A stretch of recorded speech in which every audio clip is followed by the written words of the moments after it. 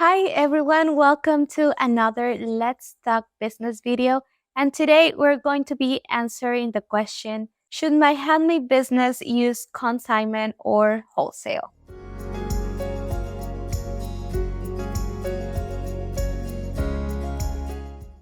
I'm Dalnith, and you know that I'm also a small business owner, and here I want to share with you all my stories and experiences about this handmade business owner journey. So let's start. If you're like me, probably you're always thinking about the ways that you should sell your products. You're always thinking about what's next or what should I do? And there are so many options to sell your products. For example, have an e-commerce platform, do farmers markets or pop-ups, a lot of options. I want to talk today about the most important and famous options here, the consignment and wholesale. Let's start talking about consignment. Do you really know what it is? Consignment can be looked in several ways. This means that a shop will put your products in their shelves for a percentage of the sale. This is beneficial for shop owners because they are going to be filling out their shelves without dealing with the financial battle of ordering in bulk. Of course, with consignment comes a commission, but this will vary from shop to shop.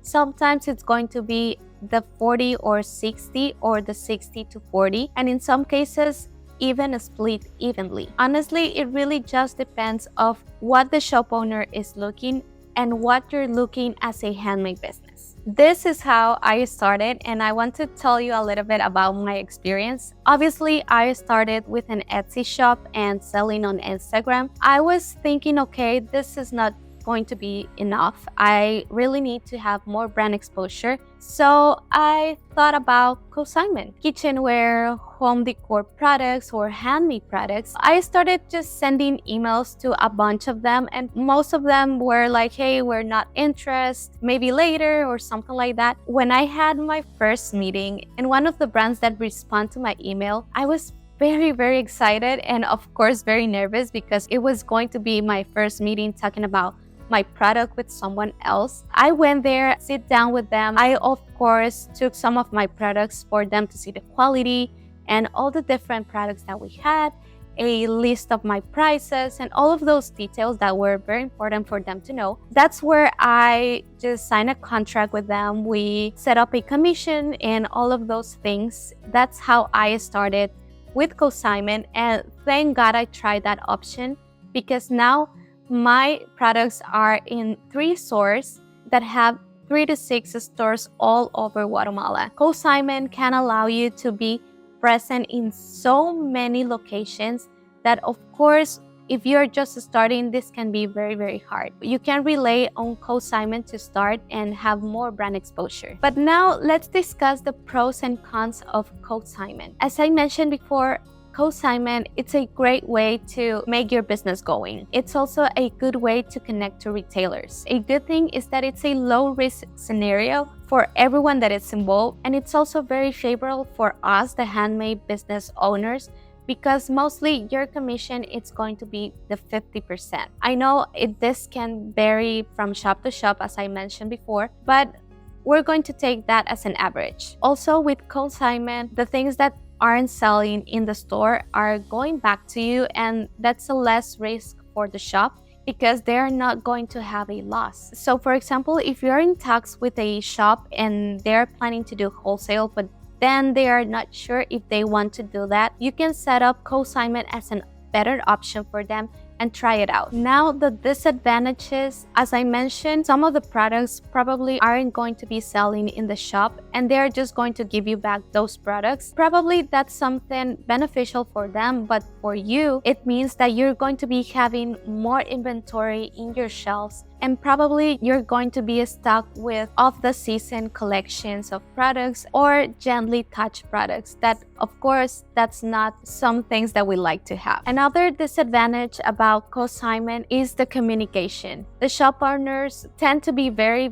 busy, and the communication with them is key to keep track of what they have and what products are they selling. For example, with the stores that I work with, they are big corporations, and and to have a communication with them can be very, very hard. Also, to keep track of the inventory that I have on each store can be hard. And sometimes I just have the problem that the inventory that they send me, it's not accurate, and the sales that they are having probably doesn't match the inventory that they have. It can be chaotic. So a good advice and something that I do, and it really has been working for me, I keep track of the inventory. When they send over the sales, I just go to my inventory and see what are they selling and if it's matching with the things that I have and all the information that I have. Another good advice here is to train the employees of each shop. Probably you're not going to be able to go there physically, but if you send over your products in a box or something, you can add there a catalog with the description of your products, your brand message, and all of those details that can help them understand what your brand is about and for them to sell it like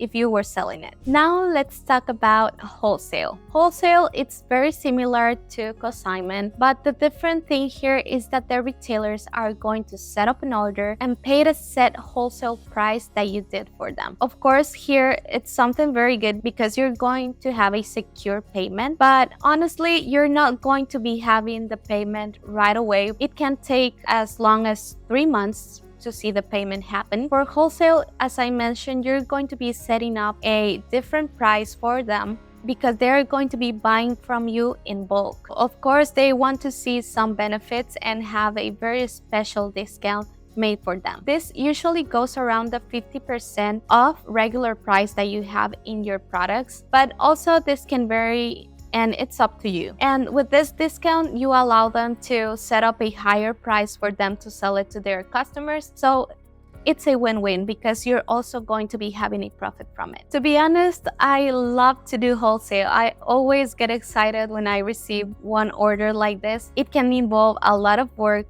from us, but honestly, as I mentioned, you're going to be having a secure payment. You will not receive it right away, but you already know what amount to expect. Wholesale is just great because you're not going to be worrying about if they're going to be returning some products that they are not selling or damaged goods because they're buying your products up front. So the responsibility, it's not yours. Of course, you're going to be having a less profit from it, but you're going to reassure that you're going to be having a good payment and you're guaranteed that you're not going to have issues about the products that are not selling. My experience with wholesale, it started with a skincare brand. They ordered 300 baskets. Probably it's not a big amount, but for me at that moment, it was a huge deal. As you know, I work with artisans. I don't do my own products, so I needed to organize with my team. The first thing I did is that I really need to figure out how many baskets we were able to do each day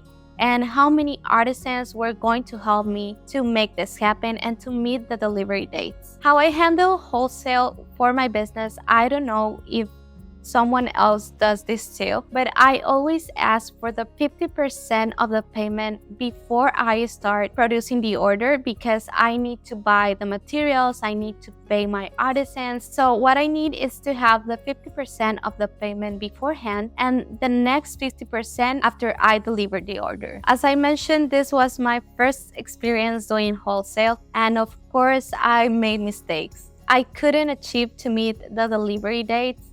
And of course, this is something that they hated. My artisans were taking longer than I expected. And of course, I had the pressure of the shop in my shoulders. I was going crazy because I wasn't able to just make the products. I was relying on my artisans and they were having problems with the materials and they were taking too long to make them. Everything was a chaos. And in the meantime, I was okay, I need to solve this problem. What should I do? I was coming up with the idea and I have been applying this idea to my wholesale orders because of the type of the product that I have.